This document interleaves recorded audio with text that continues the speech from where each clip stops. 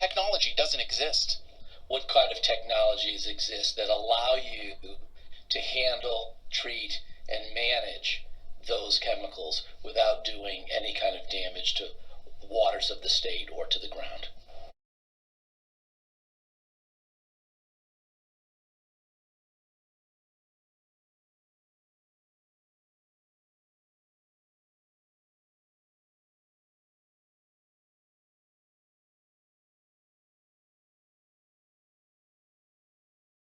There's absolutely no need to panic. Joe Fusco works for Casella. He says Vermont's standards are stricter than almost any other state. And the vast majority of PFAS compounds that end up in landfills stay there. He says a conversation about keeping PFAS out of the water has to start at the beginning by changing the products themselves. We have wanted a certain convenience to life as consumers over the last 50 years. We want things not to stain. We want them to clean easily. We want them to be waterproof. He says Casella is now working with the state to try to figure out where that sweet spot is. A treatment solution that's technologically, environmentally, and economically possible. And that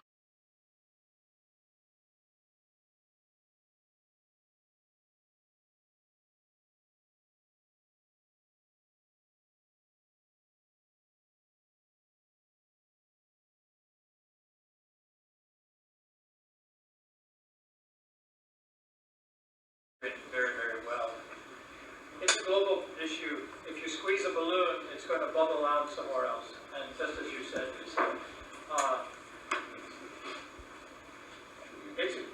I would like respectfully to turn to Casella. I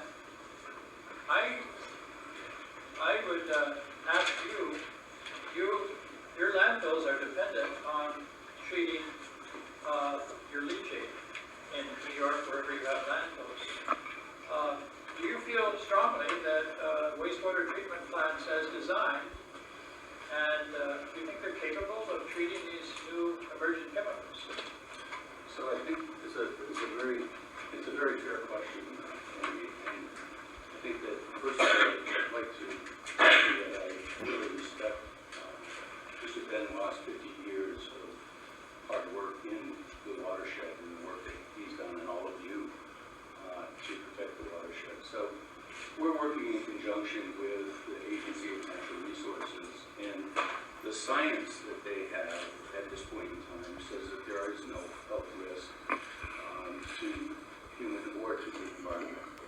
However, we are working as hard as anyone, maybe harder than anyone, to look at different technologies to try to come up with a solution that would process the leachate and take out the PFAS, whether it's at the facility or at the municipal sewage treatment facility.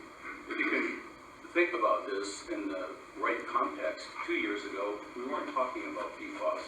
That's why it's called an emerging contaminant.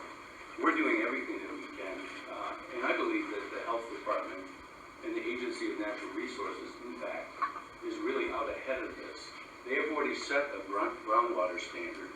They set a groundwater standard that is 1/3 of the federal standard. Federal standard is 70 parts per trillion. The Agency of Natural Resources and the Health Department set a standard at 20 parts per trillion. So we're being held to a very significantly lower standard than Canada. And in fact, in Canada, with all due respect, please don't take this in any other manner than what the reflection of this meeting is supposed to be, which is the protection of the lake. It goes to both sides. And there are no standards on the Canadian side that Quebec has adopted an advisory, but that standard is not enforceable.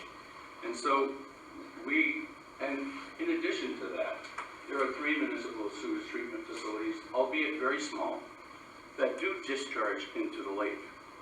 And we're not even measuring for PFAS on the Canadian side.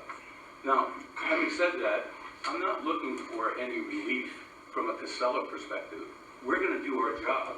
We're going to meet our permit requirements. We're going to understand everything that we can about PFAS and the treatment of PFAS to keep it out of the environment.